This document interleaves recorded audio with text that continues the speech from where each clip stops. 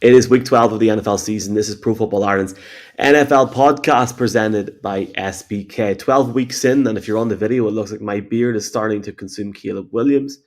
Oh, that was funny. Michael McQuaid, Jesus, Mark Hogan, Jason Hayes. Lads, what's the crack? Mark, how are you doing? What's the crack? Yeah, what's the story? No, excited. You know, it's funny because I was thinking of it earlier on, like what have we done on the podcast recently? And only recently, as two or 3 weeks ago, we were saying that the Sting might be out of the playoffs, the race at least. And this week we're looking at 2 9th-place teams, the Panthers and all right, the Kansas City Chiefs. It's certainly exciting, and it's coming up, Jason, to that time of year. The Bruce Arians famously said, like, from Thanksgiving on is when the football really gets serious. All right, we're not in Thanksgiving quite yet, but it's that kind of time of year now as we get deeper into this. It feels like there's a sting in every loss that just hurts a little harder. And we're talking about Chiefs later on today. They're saying, like, if the Chiefs now, they have to look at everything like it's a playoff game. What do you reckon? Yeah, it's similar to back nine at the Masters kind of vibe, isn't it? I think it's shaping up to be an interesting one. You know, we've got some big teams outside the picture right now, and some surprise teams right in there, right in the playoff mix. So it's kind of shaping up exactly how you want it, and a couple of big games this week as well to go towards defining that ultimate playoff picture. You know, we don't want to be harping on about the playoffs every week because it is still 6-7 weeks away, but it's hard to ignore it when you've got games like we're going to talk about. What that was completely unintentional. I feel like I keep unintentionally. I feel like 6-7. I feel like 6-7 is now ingrained in society. So but it's getting good now, Jason, because it's not as cool with the kids anymore. So that's what's so good about it, which is good. It's funny you mentioned that because so we're in the dip phase. It's so unfunny now. It's gonna start becoming funny again soon. So apparently, like, I think we said this or maybe I said it on the college podcast, about the late college podcast this week. Top 25, I'd say Notre Dame, Georgia Tech, 2 teams used to be in Dublin, are in the top 15. Those boys are going to Miami. Check it out later on this week. It's getting big in the college football next few weeks. Michael, how about when you look at what about the numbers 2-1, 3-2? Did those have any impact yet, or did you just probably how much I spent? Like if you put a pound or euro signal beside it, probably how much I spent in Madrid last weekend would probably see, those numbers have completely. I don't know, did Jason get the 2-1, 3-2 reference? Of course you wouldn't, Michael. You were at an NFL game while Ireland completed the best comeback in soccer history, clearly. What was your experience like? We saw little bits through maybe the group chat. I don't know if you put it out too publicly. What was the story with Ireland are 2-1 down, 78 minutes, and you're in the Bernabeu? What happens in the interview? I mean, I want to make sure the NFL PR aren't watching this or listening. Just before we talk about this, we're presented by SBK. Football to football, let's go. Folks, SBK obviously our principal partner this season. Sportsbook only, no casino, none of that stuff. Just pure odds. There's a 25% bet boost this weekend. Check the T's and C's in the comments. But there is, for the first time, use our link in the bio. Bet €10, get €50 free. T's and C's apply. 18 plus. Please do be gamble aware. We'll talk about that more during the show. Who we're going to bet on this week, etc. Picks podcast coming out.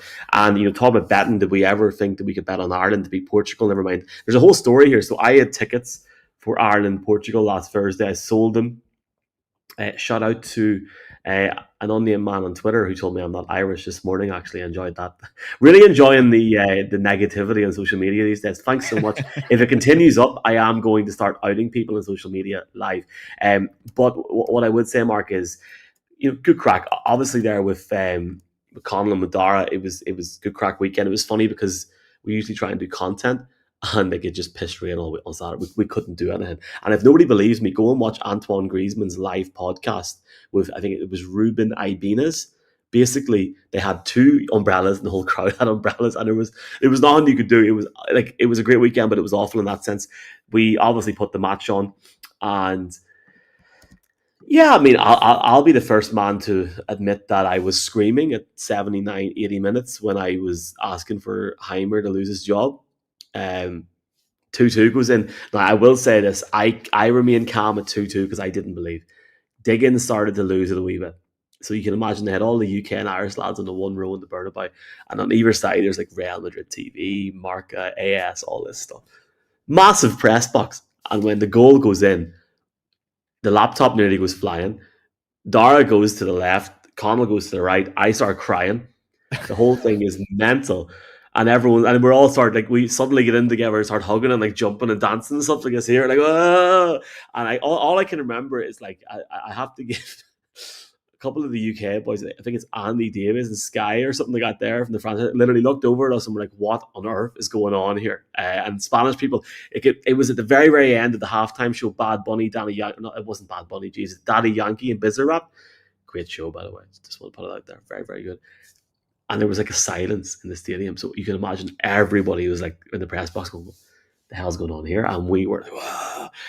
The game ended for me at that moment. Outside of the pick that the Dolphins had, there was like the interest level went. I was gone. Great weekend in Spain. I want to give all my Spanish hombres and chicas a massive, massive gracias, but also just great to see them have a game. Wasn't a great game, but my God, Spain put on a show, and we fully expect them to come back year on year to Madrid, to Barcelona, to Bilbao, because it's only the beginning. And the first person to text me or go on Twitter and say, Chico, we'll win this.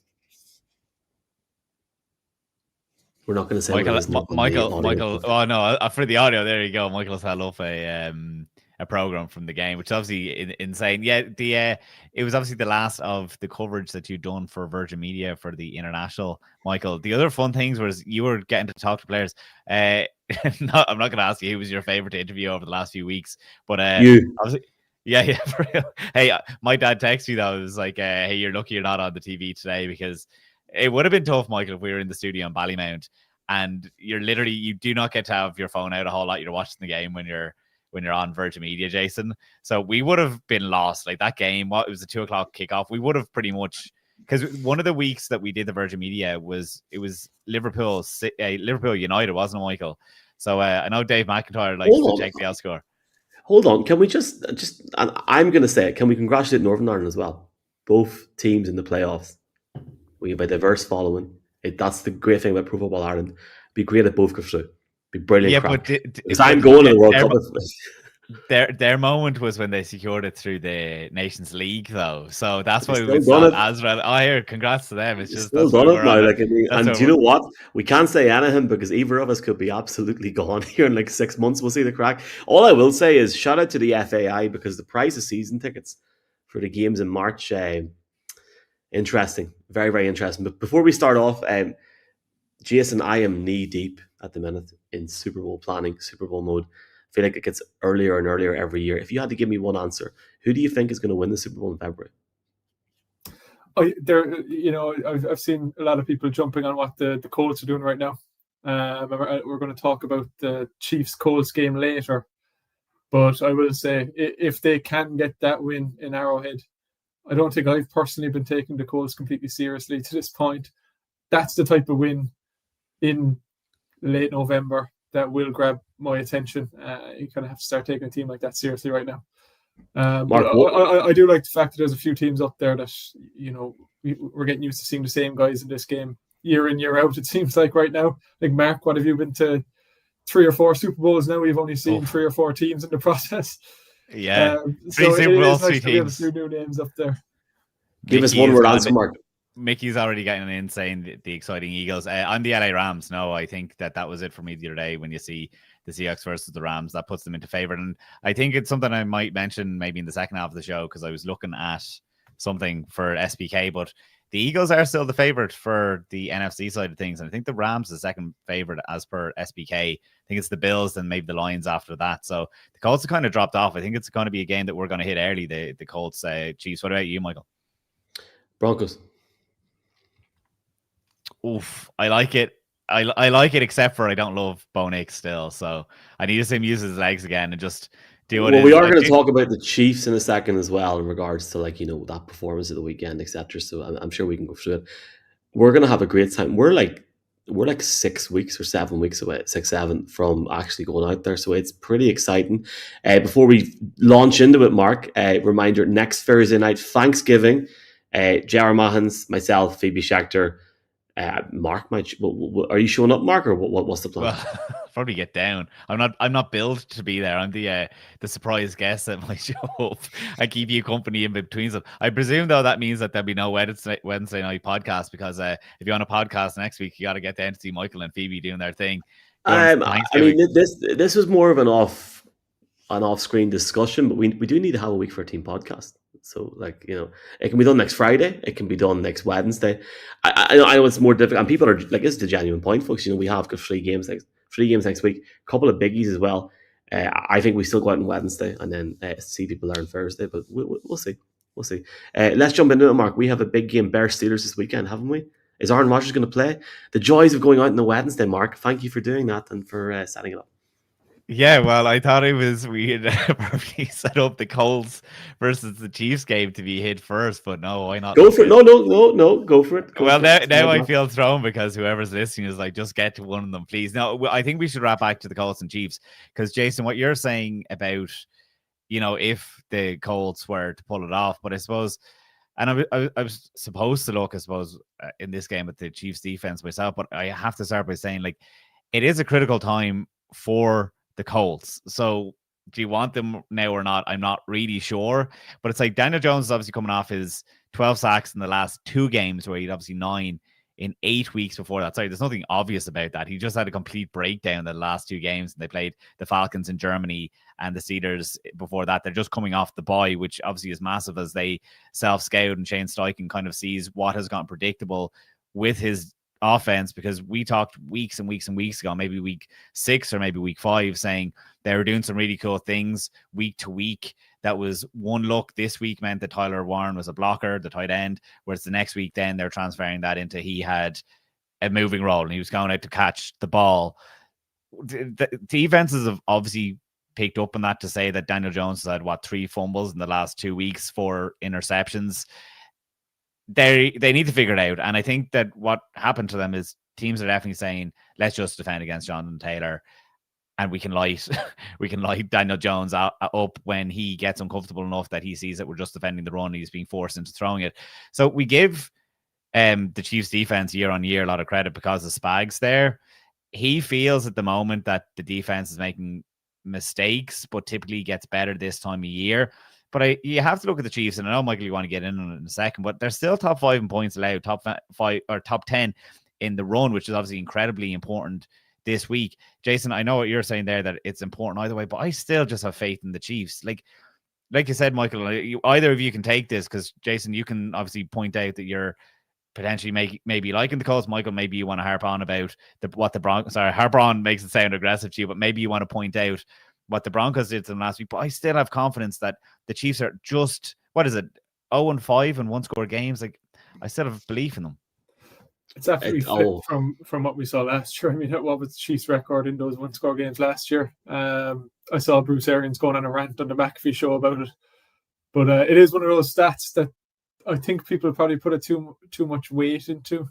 And that's why we're seeing it balance out this year. It's one of those things that if you have a great year in terms of winning close games, more often than not, the law of averages is going to drag you back down the next year. Look, yeah, it's a fun game to look at, because number 1 seed race in the Colts against a team who's trying to sneak into the playoffs. I think you would have probably reversed those roles going into the season. So just to be in this position in late November is a novelty in itself. Focusing on the Colts defense for a moment, huge loss earlier this week with DeForest Buckner being announced as having a neck injury. Shane Steichen said there's hope that he'll return this year, but even using those words is less than definitive, and obviously you can't mess around with something that serious. So I do think DeForest Buckner straight away, coming off a bye week, that wouldn't have been on many people's radar. So there'll be a few fans shocked by that news, and hopefully it is just short term. Tough, obviously, matchup against the Chiefs this week. Interested to see who the Chiefs will come out with. Will Pacheco be the running back because he's back practicing? Hunt has been solid, but I feel like with this Chiefs offense, they're putting up numbers, but week in, week out, it's hard to know which Chiefs you'll get. Will you get the Chiefs of 3 years ago, or will you get the struggling Chiefs of last year? They have been a bit up and down this year. I fear for that loss of Buckner and stopping the run, because when we look back to Berlin and look at the Falcons, while they didn't get the win that day, they did play a very good game against the Colts. And we've seen throughout the season, this Colts team typically quite solid against the run, and some of the stats reflect that. But in a way, they haven't been fully tested, as a lot of the teams have been forced into passing early against them. So what did we see in Berlin? Colts got a couple early touchdowns in the first quarter. Falcons managed to respond and keep within one score in that stretch while the Colts offense was humming. And ultimately, that allowed them to stick to the run throughout the game, averaged over 5 yards per carry. And they managed to get it to overtime. So I think that is the recipe. We've seen Colts beat the brakes off some opposition this year, and that has been when they managed to get that fast start. Falcons did just enough to keep in touch, and we saw a very, very good game in Berlin. In terms of stopping the pass, Chiefs have been giving up a few sacks over these last few weeks. Colts are capable of generating some pressure there as well, but as I say, they'll be without Buckner. Travarius Ward just back practicing as well. He's dealing with a concussion. So when I look at the pass defense overall, Chiefs 5-5, clearly they're still as capable as ever when you see some of the performances Mahomes is putting in, and Travis Kelce has had some big games as well.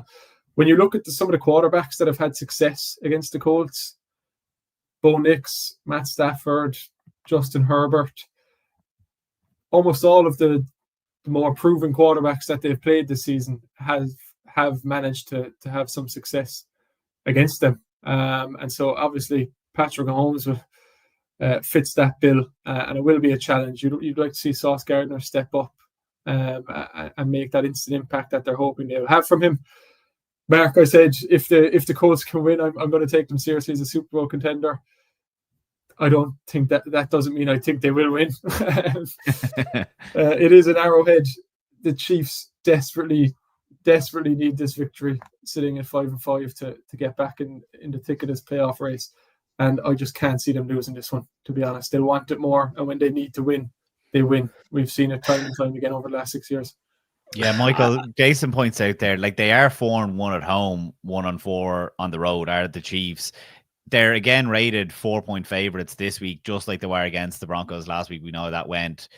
I suppose it's tale of two sides here. Like it is, and it's funny whenever Jason mentions about the Colts and about how not in this conversation, but previously about the Super Bowl conversation, sort of the window there, about how you're still sort of you haven't if they win this weekend, you're going to take them up a notch in your estimation. And I guess a lot of people are thinking like that. Like I certainly didn't believe. I mean, Mark Hogan was, I think you were there at the time where I basically outed the Colts as a joke at the end of August in Dublin. So that was a very good time for me, unfortunately. Sorry about that, lads, and sorry about that to all the Irish Colts fans out here. The fact is, they've proven everybody, including this idiot here, big time wrong over the last 10, 11 weeks. And it's funny when you think about bye weeks and you think about the transformation that you can have, and more so the rest and recuperation that you can have over a bye week period. To me now, maybe it's because I went away at the weekend. I was in Spain at that game and stuff. Like that Colts Germany game genuinely seems like a lifetime ago to me now. And yes, time is the same, and like a week in week 5 or week 6 or week 7 is the same as a week now. But it just feels like when you get later on in the season and when you have these like later buys, they can do so much more to your team and really, really help you down the stretch. I believe, Jason was talking about listening to the BA on BA Day on the Pat McAfee show. I think they had a graphic up on that same show where they looked at the run-in for a number of different teams, and it's separate to this conversation. But I think the Patriots have a week 14 bye. I really think you cannot underestimate a late bye, especially if you're having such a good run. And we've seen how good the Colts have been this season, and they continue to be. And I have no doubt that they're really going to put it up to a Chiefs team. That, like, where do we start here? The Broncos done very well defensively against the Kansas City Chiefs on Sunday, and I watched the fourth quarter. I had to go back and watch the tape for the first 3 quarters. there were times where I thought Knicks could have done an awful lot more, but there were times where the defense just stifled anything that the Chiefs were trying to do. But if you go back and if we sit back, we're talking about going to the Super Bowl, touch wood, please God, here in January. If we go back to exactly how we fought around the half, we were all sitting together in the Superdome, and we knew how much of a Antheon, nice word to be used, that Chiefs offense was up until that point. If you think of where that team was going into that Super Bowl and where it is now in terms of the offense, it is night and day difference. If you think about it, it's what 9 months later, 9 months on, Mahomes is not inside the top 5 in the NFL at his position in quarterback. Andy Reid looks and sounds like a different man altogether. They rank 16th in average rushing yards, and that just sums it up for a start. Mark, you mentioned they're 0-5 in one-score games, but if you actually look at the data and actually look into this, when there's regular season plays with that criteria in terms of like high moments in a game, when the score was within 8 points either way, in the 5 minutes of regulation, and I have it here as well, only on kneel down snaps, in these gotta have it moments, they were not, and they are not performing this year in these one-score games. And Tony Romo can sit all he wants and talk about how this drive is a Mahomes drive and how he's done it and done it and done it. He's not doing it this year. The Chiefs offense has had 11 snaps in that scenario I talked about there now. It's called like a close and late scenario. But you look at what they've done towards the late part of the game against Denver. They had the ball back with 4 minutes left in a tie game. They had an incompletion, and then a sack. Now, Mahomes is obviously going to perform and work under difficult situations. I think one thing the Broncos, not only on the field, done very, very well last week was actually get the crowd noise up, get people into it, and you could feel it through my phone, through my speaker. But Mahomes' success is only one element of this. The Chiefs' run game is just completely sidelined. They ran 70 offensive plays against the Broncos, even with Pacheco sidelined with a knee injury. And Kareem Hunt was the only running back that touched the ball last Sunday. Yes, they can focus a lot on RPOs, and they can focus on that and try and focus on gaining confidence on each down.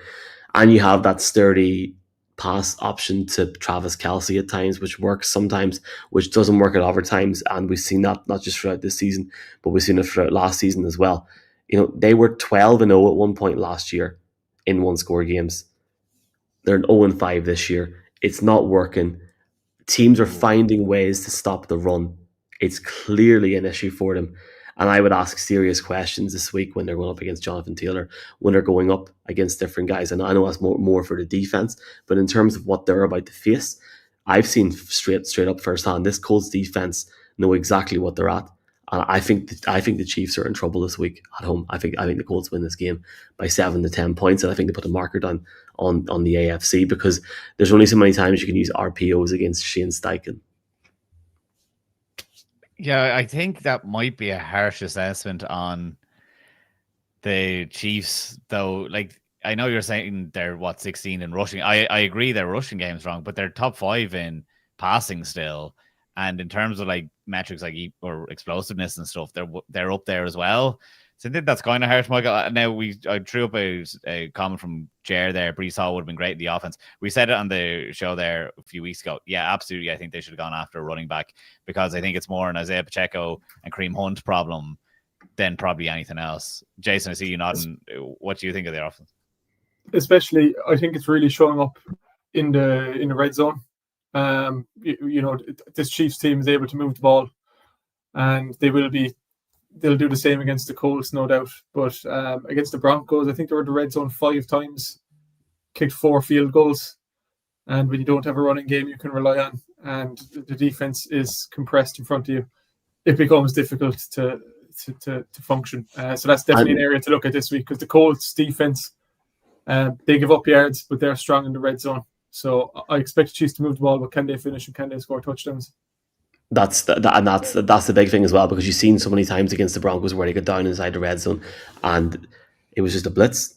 It was blitz, and they couldn't do anything. And eventually you move the ball back and you're putting up 3 points on the board when you should be putting up 7, and where in years gone by and seasons gone by, you're putting up 7. It's a legitimate conversation mark at the minute. Are they going to make the playoffs? They're a game out. They're 500 on the year. Did we see this coming? I certainly didn't, to be honest. No, and you're right. Now, again, I just don't fear for them missing the playoffs. I think they're still playing strong enough. And yeah, you're absolutely right. And Jason has made a massive point there in terms of when the field gets congested, there's nowhere to go with it. I completely agree with that. But I'm still not panicking yet for the Chiefs. I absolutely agree the FC West has gone from them. They're just too far back now. That was huge against the Broncos. The Broncos only need to win 2 more games, you would argue, and they've locked it up. And their next 2 opponents are the Commanders and Raiders. So lucky them. Yeah. But I still see the Chiefs getting in there. And there was a comment from Alistair that you threw up, the fickle nature of NFL fans. All Broncos fans should be rooting for Kansas City in the battle for the number 1 seed. Although I think the Pats' easier schedule will be crucial there. I'm not entirely sure if Alistair's point is that what you want the Chiefs. I'm not sorry, Alistair. I'm not entirely sure the point if you want to face the Chiefs or not in the playoffs. But I wouldn't fear for them. And it is one of those things that they get stronger this time of year as well, don't they? And the Pats have got the Bengals, the Patriots, the Bills, the Ravens, the Jets, and the Dolphins to finish off. There are 3 difficult games there, depending on how it goes. But he's right. It's. Sorry, I understand Alistair's now. He's saying that you're in for Kansas City in this game, so that the Colts are knocked off the number 1 seed. Yeah, I understand. Sorry about that, Alistair. I mean, I think if we end up in this, if the Colts are to go in on Sunday and put a marker down this Chiefs team, I think we're all in agreement that they're a serious, we know they're a serious force. But we've seen a little bit of Sauce Gardner, a little bit. He nearly had a pick in Germany. He's now had a week and a half to not just recover, but get himself embedded in this team in terms of training this week.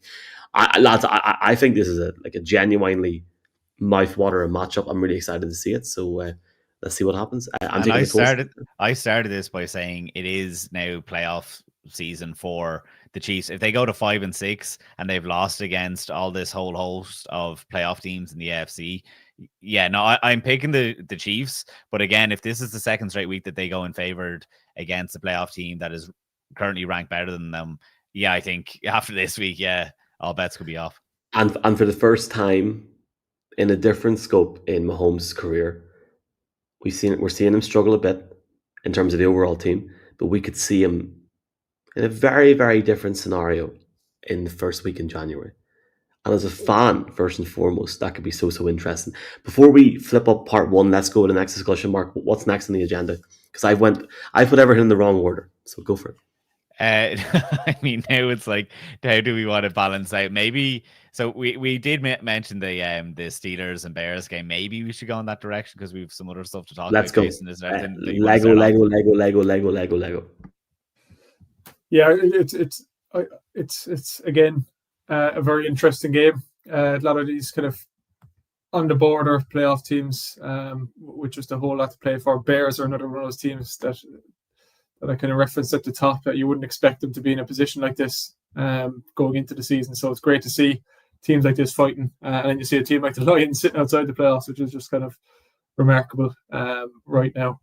Look, big bounce back game for the Steelers last week against the Bengals, 34 points on offense. They'd lost 3 of their previous 4 games before that and were showing some serious signs of struggle. So that was hopefully going to act as their get right game. Massive question mark this week, and the talking point is obviously going to be Aaron Rodgers and his wrist injury. According to Ian Rappaport, 50-50 to play right now. So he's a small fracture is what they're calling it on his left wrist. He'll play. Do you think he'll play? I think he runs the show. I think he plays. I think if this is truly, and I may have messed up, I may have got Steelers offense notes. I've got some defense notes for the Bears, don't worry. But certainly, I think Aaron Rodgers, and for people on the podcast in their cars this weekend, it's Wednesday evening here. From what we've seen in Dublin, I think Rodgers runs the show. It is Mason Rudolph season, though. We're getting there. Rudolph, the red-nosed QB and all, but the fact that there's nothing broke would leave me to speculate that he'll be fine. I mean, the Steelers got, like, as you're talking about here, Jason, the Steelers, that was a statement win for them at Lancashire last week. They needed to win that game badly. and they need to get points on the board this week. Why not start him? And if it doesn't work out, get in Rudolph or maybe switch it up a wee bit. But are you really going to tell a 41-year-old future Hall of Famer, former MVP quarterback, that he can't play in potentially this game is in Soldier Field, yeah, in potentially his last time ever in Chicago as a former Green Bay Packer? The mayor of Chicago. He gets some deep heat patch on, and he'll wrap it up. Yeah, I mean, look, it's his left wrist, so if it was his right hand, he'd obviously be a non-runner right now. But you'd think that they can maybe wrap it up and he'll be able to get through it. It's about any long-term damage or any risk around that he might reconsider it. But if it's just a case of pain, he's gonna suit up. There's no question there. Credit to Mason Rudolph, by the way. He did step in last week. It was a pretty smooth sailing type of game, but he did step in and didn't make any mistakes. Pretty impressive game. I'm kind of surprised he's still with the Steelers, to be honest. When was he drafted? Like 2019? It's one of those. They brought him. I think they brought him, and this is sad that I noticed. I think they brought him back in as a free agent in the off season to back up A-Rod. They had it wasn't even to back up A-Rod, because A-Rod took so long to sign with the team that it was like, hold on, we're already doing this. Yeah, at one point we thought that Mason Rudolph could have been starting in Dublin or Will Howard, obviously, for example. Just so people are aware, this game is on Sky Sports this weekend. Our friends Neil, mate, they're actually at the game on Sunday at the Bears Steelers. Sure, Neil is living the life over there. He was on his touchdown trip. All right, lads, I'm here in Vegas, and I have to say I'm really enjoying like the soccer dad vibes of, and we know Neil's not going to hear this. I'm sure it'll be grand. We love Neil, and join me and Neil on the road in January. linktr.e/PF Ireland. I'm really enjoying Neil's like soccer dad Instagram stories where he's like, I'm back at the airport, and it's like, this is great. Why did he not just stay in the airport? The man must have flew back to Madrid, got home at like 1:00, and then went home, had about 3 hours sleep, and went back to the airport. And I don't know how he flew from London to Vegas for Monday Night Football. Never mind watching the Dallas Cowboys and Raiders play. I mean, that's a whole different conversation. But fair play to him. He's having a good time. And Mark, I'd be interested in getting your thoughts on this. I seen that Ali McCoist is over there with him at the minute. I may have texted Will Gavin. We should get Ali McCoist on the podcast before the Super Bowl. Should we? I think it'd be a great podcast. That's how I knew, because Will Gavin shared it on his Instagram because of the reaction to the World Cup playoff, I suppose. Yeah, all right. Sorry, I was wondering where all these names are. It's like the simulation is killing me right now. You get everything on this podcast, but we're in agreement. Obviously, Jason, you'd love to get Big Ali on the podcast, wouldn't you? Yeah, absolutely. Short and sweet, Jason. I'm not going to lie, Nick. I completely missed the name. Ali McCoist. I really like Big Ali. Ali McCoist. Yeah. Oh God, I'm not sure about that. No. I think Will. He was on touchdown trips with Neil. Neil works for a different unnamed travel company, but yes, he is on a trip at the minute. Yeah, I love how what's our friend from Touchdowns Trips? I love that because he's Ben's on tour at the minute as well. Yeah, because Ben is so saying to us, it's like every travel company becomes Touchdown Trips. I better get us check back out on track. Touchdown Trips. They're doing a World Cup tour next summer. I pray to God that I'm managing that at the minute. Let's just wait and see a few months in. Sorry, we're back in this game. I have Steelers offense. I've more defense notes. Jason, I don't think you're finished yet, are you? My bad. I'll drive us home. I'll drive us home with the Steelers offense. But you can pick it up, Mick, if I've missed anything. I feel like I'm being examined because you're obviously the Steelers expert here. So straight set me back in line if I say anything out of sorts. But look, I think the Steelers offense, we've kind of talked about them a lot this season.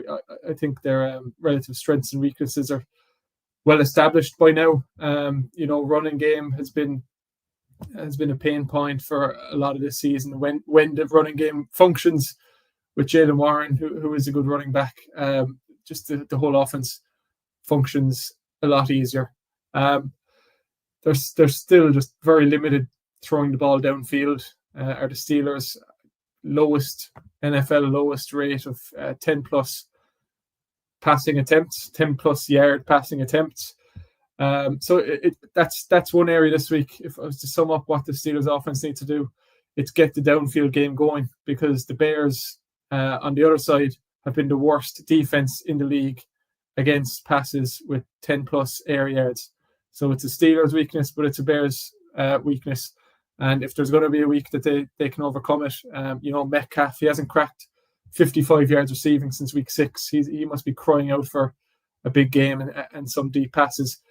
This is his opportunity to do it. We've seen, look, they can move the chains. I've seen enough passes to running backs. All credit to Kenny Gainwell. Gainwell, he had a good game last week. Tight ends, Darnell Washington's looking like a good player. I've seen the Steelers do that enough. Hit those running back, hit those tight ends, and just keep the chains moving and get almost a minimum on each passing play. They need to get that deep game going if they're going to be any sort of threat into the postseason. They've got the Ravens breathing down their necks right now. This is their opportunity to get right. Bears pass rush has been poor, so look, whoever is back there, they should have time. Bears secondary is a weakness. It's got to be this week. Got to get Metcalf involved this week. Yeah, I want to try and wrap up the first part here because we've just had the crack. We went from to Ireland, to Ali McCoys, to travel companies, and to Neil Reynolds. So I'll try and wrap it up too much. In terms of what Jason said about the Steelers' offense, I think for them, previously with different situations with different players, especially when you look at a focal player like a quarterback, for what happened to them last week with Aaron Rodgers, especially at the timing of the game, and really the issue that he had to come out of the game, and for them to bring in Big Mason, Rudolph the Red-Nosed QB a few weeks earlier for that, I think it's telling in terms of how much this team is growing in the belief and the confidence that they have in themselves, because they have lost a lot of games this year in terms of 2 or 3 have been quite open.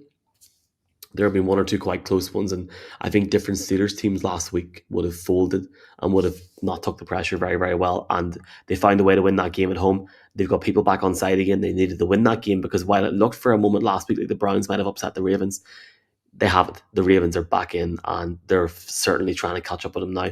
This is a big, big game for the Steelers, going up against a team which is top of the NFC North, but not just going up against a team which is top of the NFC North, Mark. The Bears have 22 takeaways. They lead the NFL. And for me, it's a combination of how they're doing that and how they're implementing themselves on the field, and they know exactly what they need to do and exactly where they need to be at the moment. We've seen some really, really good, dominant performances from the defense. Last week's game against the Vikings was a prime example. I think in many years gone by, not going back as far as the 80s where they had a superb defense, but especially over the last 10, 15 years, there have been some very, very poor Chicago Bears teams that have let in a lot of points.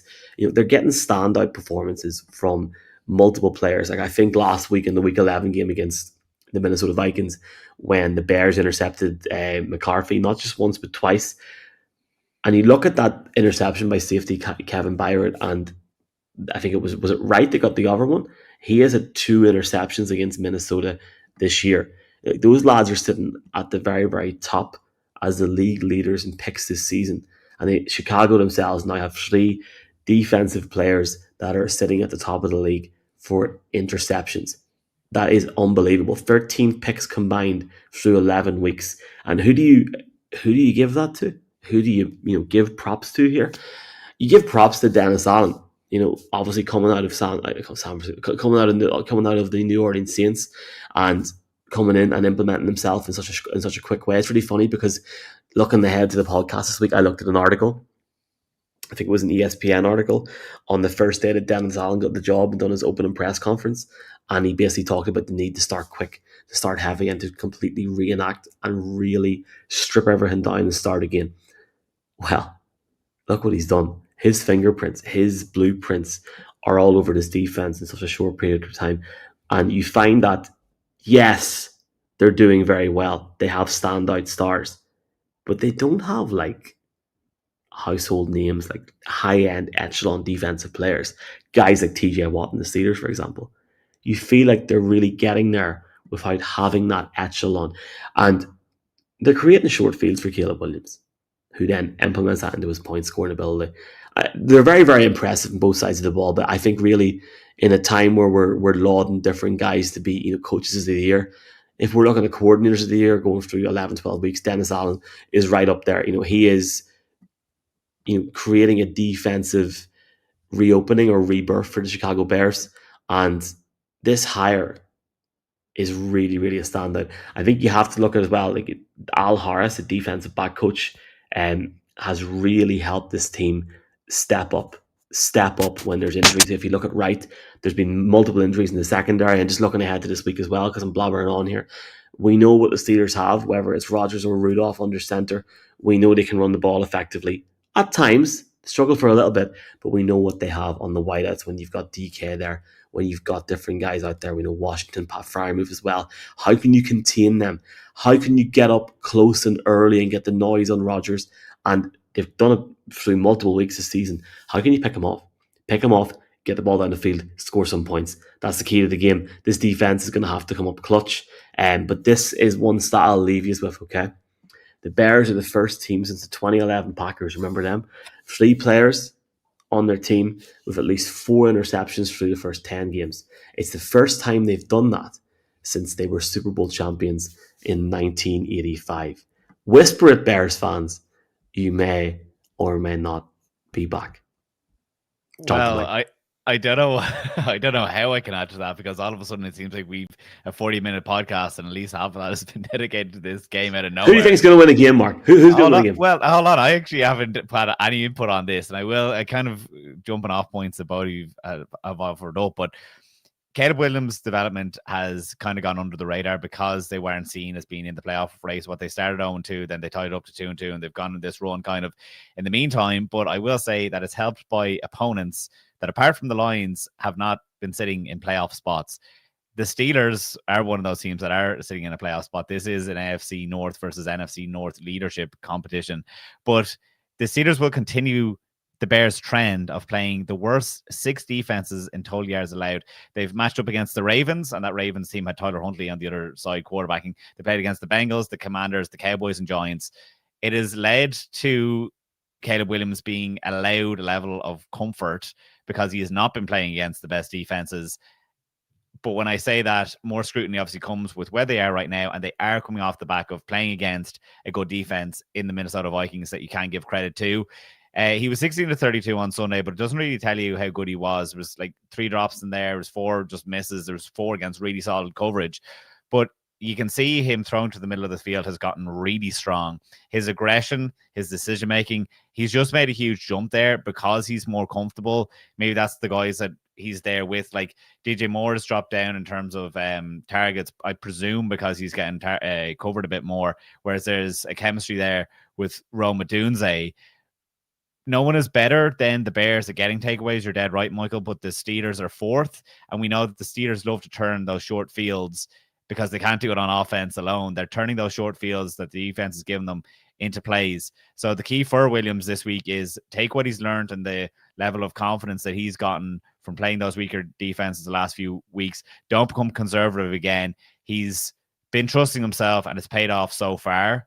So use those guys, and the likes of Cole Kmet, Luther Burden, Colston Loveland, they're becoming more involved as well. The Chicago Bears offense is certainly on the upward trend, but like I said, the word scrutiny, we're going to be paying more attention to it. Their opponents, I don't think, get too much more difficult. They do have a lighter schedule right now. Look, you'll take it. If you're a Bears fan, you don't really worry about that. But this is a defense that they just need to protect the ball against. And then, you know, you're saying, Jason, like, will DK Metcalf have a big game the other side? You'd hope that it would come, but I just don't see it because the offense from the Steelers is so shallow that it's really up to the Chicago Bears not to turn the ball over and let the Steelers offense beat them, which I don't think it can. I do have the line for this one, thanks to SBK. Bears 2.5, so we do expect a tight game. Every time Mark mentions SBK, Jason should put his finger up to the SBK logo at the top, like Roman Reigns, and see the crack. On the other way around, but it was I really like that reaction. There we go. Right. On the second half of this podcast, we're going to look ahead to a big Monday Night Football match between the 49ers and the Carolina Panthers. We're going to say goodbye to some teams because it's week 12 and we're done talking about them. We're going to talk about the NFL international future as well. So stick around here on Pro Football Ireland's week 12 NFL podcast presented by SBK. When I start this podcast again and whenever somebody else talks, I'm going to turn my screen off and get a bottle of water. We are live. I'm just letting you know that before you freak out. 3, 2, 1. It is week 12 of the NFL season. This is the second part of our podcast, looking ahead to the weekend. Pro Football Ireland, Michael McQuaid, Mark Hogan, Jason Hayes. Coming into week 12, Thanksgiving next week, folks. Come down, come all to J.R. Mahans, myself, Phoebe Schechter, among others, looking and watching a few games next week, some fun, some giveaways, etc. Join us there. We are presented by SBK. No casino, no roulette, nothing like that there, just sportsbook betting. There is a bet bonus in the bio in this podcast this week with a link. I don't know why Mark's laughing with a because you mentioned link. You mentioned SVK, and Jason did the thing. He pointed to the SVK logo, and you missed I love it, and he went the wrong way. You have to go up this way here. Anyway. It 50. looks good on my end. Are you seeing me in reverse? Yes, I'm seeing you in reverse. So bet €10, €50 in free bets. T's and C's apply. Thank you very much, Jason. 18 plus. Please do gamble, folks. Gamble responsibly.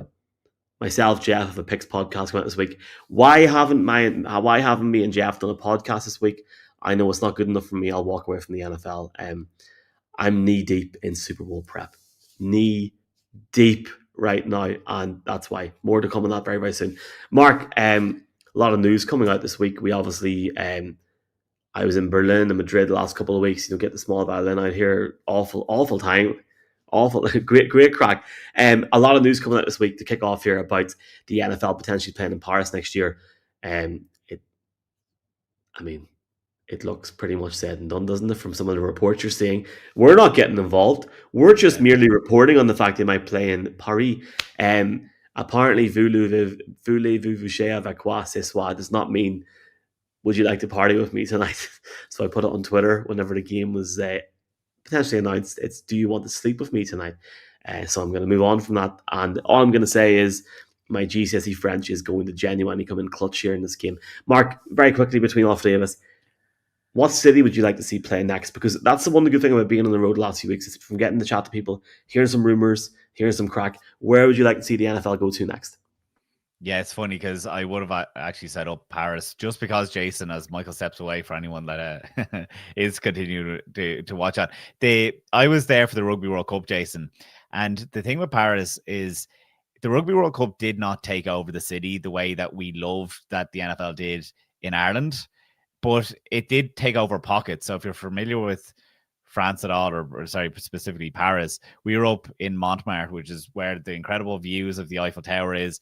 It's where Moulin Rouge, the whatever dance place is.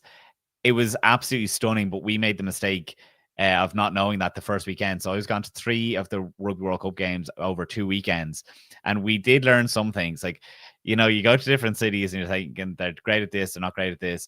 The subway when you're in Paris on a holiday is fantastic. But when we were there, we queued for about 50 minutes the first night just to get onto a train, an underground train or whatever, subway.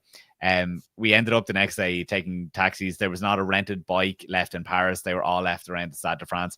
It is an amazing city. I absolutely love it. It is not without its imperfections, but it did host the Rugby World Cup. They're well able to do it. I think Paris would be very exciting. Michael, you did ask me the question, which other city? And I suppose it's not exciting to say Paris because it was unofficially announced by a number of people when Schefter put it out. Their president, essentially, if you've missed the news, New Orleans Saints president, essentially said, expect to see an announcement from us over the next couple of weeks saying that we're playing in Paris. So, we did hear rumors, didn't we? Because we were in New Orleans last year, which is obviously the home of the Saints, their connection to France, there's so many French people of origin living in New Orleans. It was not a very well-kept secret. It resembled how word started to trickle out about the Dublin game, that there's just a level of belief that, certain people in this city have talked about it. It'd be amazing to meet up with the New Orleans host committee again. Those guys were pretty cool. But I think it's pretty across the line that it's not as exciting, Jason, but it'd be amazing to see. One thing I've heard, Jason, is that LSU are looking at doing marketing out there. So it sounds like this is a done deal. What city would you like, and why would it be Cork or Belfast? I was going to lead with Cork. But I'll restrain myself. Just quickly on the Paris Saints, the teams they can play, if it does go ahead and if the Saints are the home team, which is looking like Falcons, Panthers, Bucks, obviously divisional opponents. Other teams on their schedule are the NFC North, so Packers, Vikings, and then they're going to be playing the Browns, Steelers, and then someone from the NFC West, so 49ers, or I would say there's a strong possibility right now, Mark, that the Arizona Cardinals will be on their schedule. Yeah, I got excited. And we have to obviously shout out, hopefully Charlie Smith may be kicking at that point, but it's really cool that obviously maybe there's some Charlie involvement there. Just to jump on that as well, Jeff Duncan coming up today on the internet saying, the internet, of course, have you ever heard of it? It's a good thing. He would not be surprised if they go back to back. And Jeff was the one that see a got situation where it's Paris and London. Jeff was the one that got the quote as well, so I'm sure he's after getting it from the president. I had a conversation with Jeff about the time that he was saying, what was it about? I suppose it was the Drew Brees retirement and how he gotten it wrong. And he was like, look, I'm pretty well connected. I don't tend to get news wrong. Jeff is a really nice guy. I have his book behind me right here. And he never spoke to him ever again. No, really nice guy. Jeff is dead on, and when he is news, it is newsworthy. So if you're saying that he is the one that is reported on the internet of all places, that it could be a back-to-back, the first person lock it in. The first person to report the game was Pro Football Talk. To be brutally honest with people, it was the talk of Berlin, never mind the Bernabeu. Jason, what city do you want to go to? Yeah, let's round out the European capitals here. We've seen Spain, Germany. Now we're looking like we're going to see France. So I want to see Rome. I love Rome. Beyond Cork, of course, I think it's the greatest city on earth. Eat some lovely Italian food. Embrace the history. I mean, that's what these international games are all about. You want to go to a city like I saw in Berlin, as I was jealously watching from my couch. Madrid, just some beautiful cities, beautiful culture, great food. You know, the NFL has shown a great ability to embrace the cultures that they're going towards. We saw it in Dublin as well, of course, and everything they did there to make sure it wasn't just NFL that happened to be in Dublin. It was an Irish NFL game. I'd love to see, Rome would be my choice. Let's round out those European capitals. Two-part answer here from me. I think we're looking at a situation next year where we're going Melbourne, Rio, Paris, London, Dublin, Madrid, Munich, in whatever order. That's insane. Like, it's great, but that's a serious amount of. I mean, like, one can only imagine the expansion going on in the NFL with all that talk. That's a lot of games, and the only reason that I personally, on a personal level, feel that there'll be a game in Dublin next year is because it's pretty obvious that the Irish government's going all in on the Ryder Cup in 2027. And the game in 25 only happened with Irish government money and with Pascal leaving. Bye, Pascal. The purse strings will open up again. The purse strings will open up now. The Pascal's we're gone, back. including Pascal. And look, and if not, we'd happily play the game up north. So we're inviting people up. There's at least 60 million there. Do you know what, Michael? You're saying, like, in terms of other cities getting it, and Jason, you're after saying Rome and European capitals. I was actually thinking the guys in Cardiff and in Edinburgh would love to get a game too. And because you're saying logistically Dublin isn't too far from London, we're able to host a game. But I would love to see those guys get one because they're not London. They have as much in common in Edinburgh with London as we do in Dublin. We're just as far apart as one another. I think it'd be really, really cool if that Union Jack ball did not just mean the London games, but it also meant Cardiff and it meant Scotland and Isle of Man. And I think that that's something that would be class to see, that it's not just these individual markets, that England represents the UK market, that Ireland is that you can become a bit more specific, because Germany has been fantastic at that Germany is not one city. It bounces around within that region. You were saying potentially Madrid could be the same, that it's not just going to be in the same stadium the whole time. I think that would be a really cool expansion to see. I was really, really impressed with the Metropolitano last week when I seen it. Got to walk around it. It was really, really good from a logistical viewpoint. That Mark actually took the words out of my mouth. England, Scotland, it's UK and Ireland. Don't want to sound like a geography teacher, which I am. But the UK and Ireland includes England, Scotland, Wales, Northern Ireland, and the Republic of Ireland. So it would be good to see the game be expanded a little bit. My actual answer is this. Roger Goodell sat on a stage in Dublin. There was an idiot 2 seats beside him trying to smile and not get really nervous. He said Asia. I can see the league going to Tokyo in the next 24 months. I think, I don't know anything about this. I've heard nothing. But going upon their blueprint of once he says something that happens, I think Tokyo is an interesting possibility for them, and I would expect them to announce that if it's going to happen around the Super Bowl, maybe for a game in 2027. I think that's the way we're looking at. I think best case scenario for fans in Ireland, we get a game in 26, we get a game in 28. I think that's what we're hopefully looking at here. I think that's what we need to get happen. Again, we don't really know anything. This is all highly speculative. But we'll see what happens. And I think Rome will be a great game, a great answer, Jason, even though Mark jumped on the Paris bandwagon. And there's direct flights to Belfast from Paris. So great. Let's look ahead at Monday Night Football, Mark. There's a really, really good game between the Niners and the Panthers. Looking forward to getting out there in a few weeks' time to the Pier. Yeah, no, it's massive. And this is huge in the playoff race. Like we said, they're number 9 ranked team, the Panthers, right now. It's kind of funny because obviously they're playing to get in through the NFC South title, but the number 9 seed Panthers 6-5 against the number 7 seed 49ers, still hanging on to that 7-4. And the way that they did it against the Arizona Cardinals the other day, I mean, you know, you'd believe in them. I still think so. They're 7-point favorites in this game, the 49ers, and you'd have to imagine that's purely based in the offense, Jason. Yeah, I think it was very strong showing for the offense last week. It just looked so easy. Brock Purdy back at quarterback, and you know, as good as Mac Jones did when Purdy was out, it just looked so easy with Purdy there. It's one of those games where he seemingly just did nothing but find wide open guys, and I don't know why. Like, you know, that was one of the reasons why some felt that Purdy's contract was maybe undeserved, because they think the game just, but it's just because the game looks easy around him, and I think it hasn't always been that way for him this season, especially. But last week was a very promising sign for them. The real story for me in this 49ers offense and what they showed last week was Christian McCaffrey's performance. Again, it's not just the fact that they put up 41 points, but it's how easy that performance looked, and it was one of his best most efficient games on the ground, over 6 yards per carry for the first time this season. And after being completely shut out in that beatdown against the Rams the week before, that game would have felt good. McCaffrey, you know, we all know the injury history that he has.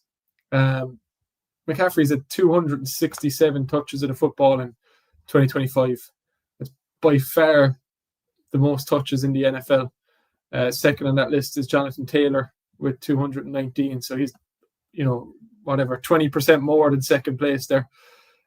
So he has the 700 flashy stats with rushing and receiving. But from my perspective, when I look at the 49ers, the more games that they can have like they had against Arizona last week, the better. It was his fewest targets of the season and his third fewest rushes of the season. And that's one thing that the 49ers haven't had this year was a run of, I suppose, easy games. You know, any good team needs their layups, because even when you only have one bye week throughout the entire season, you need games where, you know, halfway through the game, you know you're going to win it, and everyone can take their foot off the gas and you can start resting your players.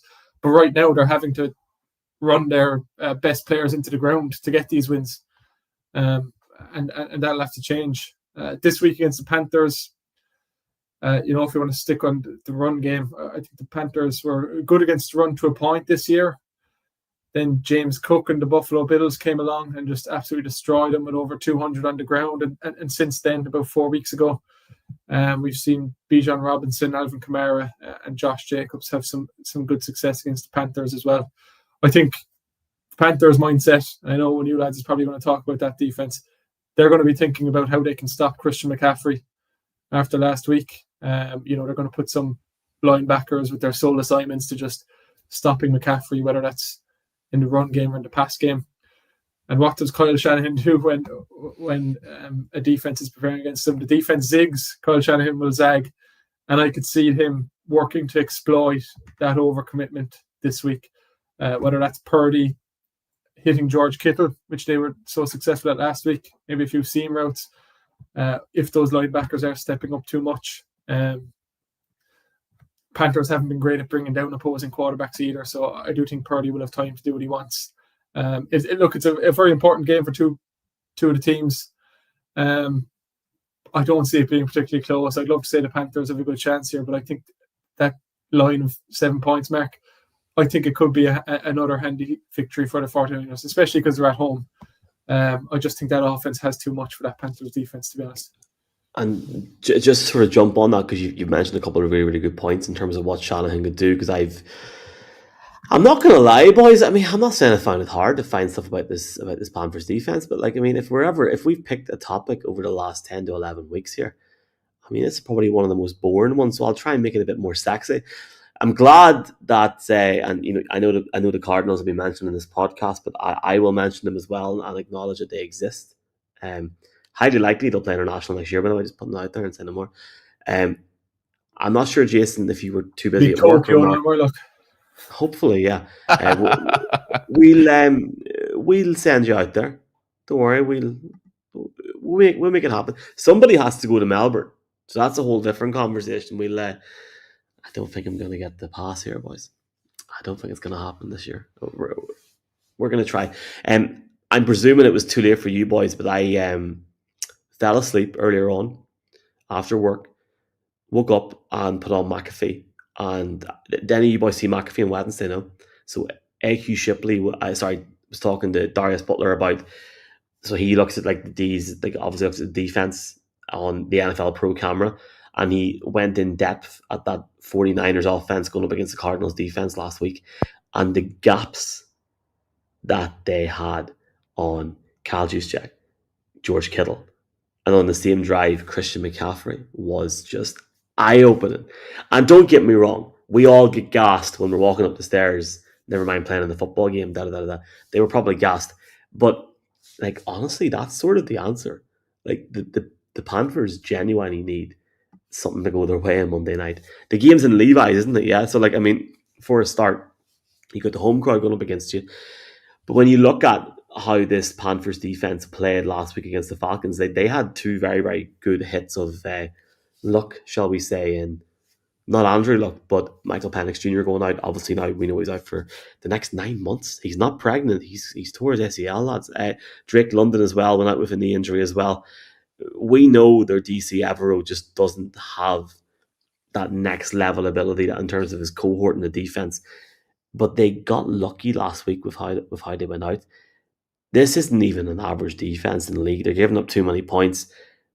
When you look at what they could go up against on Monday night between Christian McCaffrey, George Kittle, and just generally Kyle Shanahan's offense, it's not one that they're going to win on paper. And they need not only to get a bit of luck, they need to find a way to stop the run. They need to put the pressure on George Kittle, not give him space, and hope that no wider can get there as well. You know, the Panthers last week really did not look capable of stopping the Falcons in the first half. And then they did in the second half. There was a really, really good turnaround whenever all those things happened. They obviously won the game 30-27. But there's a couple of different standouts for me. You know, they are losing inside linebacker Christian Roseboom, and they're also losing Trevin Wallace as well. You know, they are missing out on this game on Monday night, and that's a big issue. But you look at guys like Nick Skirton, the OLB.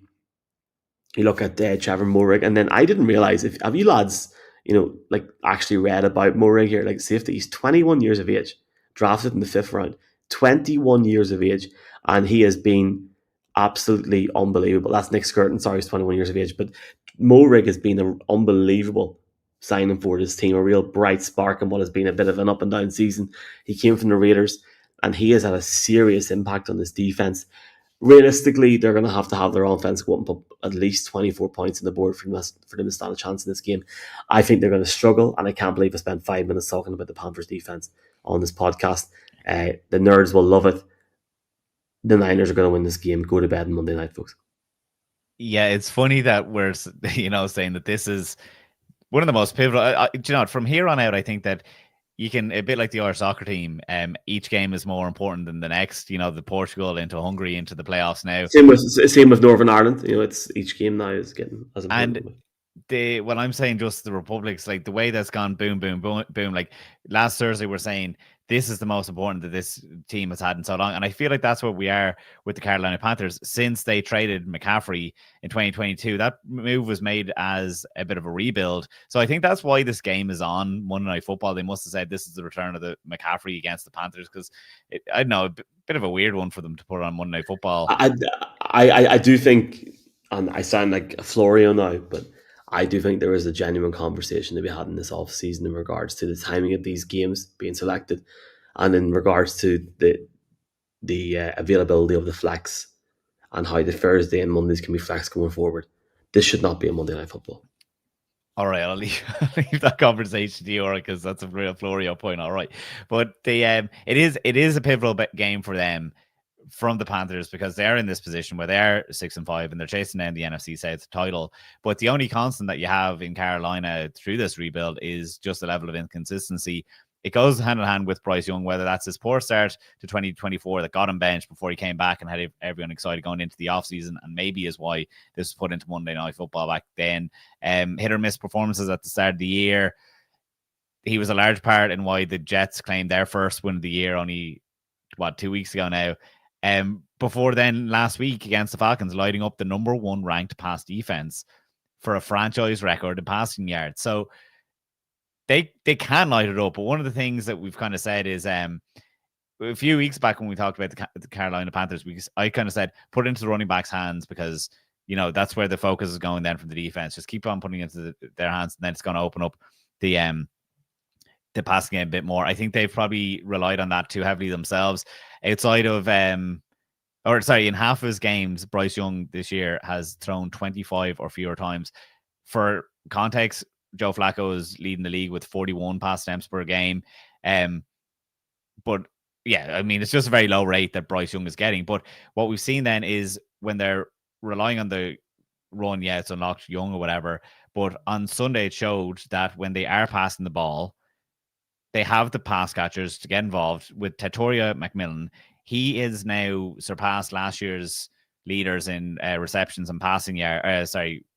Reception and passing yards, Xavier Legette and Adam Thielen, and it's only week 11. So it's like when you go out and get Tatoria McMillan 11th overall, it was so that you were able to have a higher ceiling on offense, and it is supposed to have that knock-on effect that passes down through the team. That Xavier Legette now was a fantastic number 2 option there over on the weekend. It's like, now that they have that, I think you have to kind of focus on the hot hand against especially this depleted 49ers team. Like you're saying, Michael, I don't know if they have a chance at winning it, but the only way that they're going to do it is to target those DBs, what's left of them, for the 49ers. And, it's almost like playing with house money, because they're in a position now where few people, like, it's kind of tough to see them in that position, because, it feels like it's such hard work for the 49ers to get into the playoff race, because it's just so competitive for those wildcard spots. We're going to actually talk about that in Headache in a minute. But the Panthers, it's like the way that the Bucs have come off the gas in the last few weeks, the way that the Panthers have been able to get to the position that they are in, I would just keep throwing the ball and, let the passing game then unlock the run game once again. Let's jump into the Headache. And we're, again, short and sweet this week. Backup tight end for the Indianapolis Colts going up into the game's in Arrowhead. Colts Chiefs this weekend. Mo Alley-Cox gets his first touchdown of the season against the Kansas City Chiefs this week. They flip it up, they switch it up. Tyler Warren goes out. Mo Alley-Cox gets a 20-yard touchdown run. Sorry, 20-yard touchdown pass. I need more coffee. Jason, who's your Headache this week? I have to mention Travion Henderson. He's been popping up a lot more. Connell Diggins' friend. Yeah, what's the story there? Connell went to the national championship and was having the crack with him. There's a video on our Instagram from January. Sorry, yeah, he's playing really well. Yeah, he is. We're hoping for his breakout to come a bit sooner, but it took a couple of injuries for him to make his way into the starting lineup, and he's making the most of that right now. The highlight that I found the most enjoyable was when he broke through and he actually turned to his coaches on the sideline, asking him whether he should score a touchdown or not a couple of weeks ago. He has the Bengals this week, who've given up their fair share of big games to running backs. So whether it's catching the ball or on the ground, I think Travion Henderson poses a threat this week. Mark, who you got, lad? Mine is a headache that I think is going to be a league-wide concern more so than a particular player this week. I see the playoff seeding rules becoming a headache from this week on, if that makes sense to you. It's going to be a talking point if results go as expected, and specifically to do with the NFC West and the NFC South conversation that I was kind of getting to there a moment ago. There's some projection here, but bear with me. Imagine the Seahawks beat the Titans in the early window on Sunday. They moved to 8-3, 5 games above 500, and they'll only remain second place in the NFC because of the tiebreaker they lost to the Rams. That'll be the 5th seed. Then you go on Sunday Night Football. The Rams play the Bucks, and then the 49ers that we've talked about will play the Panthers on Monday Night Football. The NFC West sides are heavily favored. The Rams will go to 9-2. The 49ers would go to 8-4. Meanwhile, the NFC South will lead by the 6-5 Bucks, with the 6-6 Panthers chasing for the 4th seed. It is something that obviously the Lions tried to change in the offseason to make the seeding based on your win-loss record. This year, the NFC West has faced off against the NFC South, so I do think it's interesting. In the game so far this year, the NFC West is 6-2 against the NFC South. So I think it is like there's a like-for-like comparison there, that the NFC West is so much better than the NFC South. Their teams are beating up on one another. The tiebreaker will never come into the equation because the teams are far ahead better, but it's just the way that the seeding works. I like how the seeding works, by the way. It's just in this year in particular, like I just said, it seems like it's going to be such tough work for the 49ers or the Seahawks or the Rams. One of them will get the number 1 seed in the NFC, potentially. And imagine you get, Michael, the number 1 seed in the NFC, and you have to play against one of your NFC West rivals, where the 5th seed will then play the 4th seed, which would be the NFC South. It might be better to come second in the NFC West and avoid having an NFC West matchup, the first versus whatever. I actually think it's very difficult, and the NFC South winner will go potentially further than one of those teams. I think that's going to come into the focus this week. Say NFC West again. Words don't mean anything to me. NFC, the letters I can hardly get out right now. But no, you know what I'm saying. You know what I'm saying. And like we will go into this in depth when we go to the league meetings and have our off-season weekly podcast with Mark and Jason, which starts on February the 19th at 9 p.m. live. On that, it's been good. Week 12, excited for it. You can check out our sponsored SBK Sportsbook only. Check out the link in the bio. 25% win bonus or 25% bonus. Check out T's and C's. Bet €10, get €50 free, or £10, £50 free. Check it out in the bio. And obviously check out SBK. With loads of podcasts this week. We got obviously Jeff's Picks podcast with SBK. We got the week 13 college football podcast. I believe there's 4 weeks left. 3 weeks left in the college football season before we get the big top 25 announcement. Do check it out. It's going to be a crack this week. For now, from myself, from Mark, from Jason, we will talk to you next week. Enjoy your weekend, folks.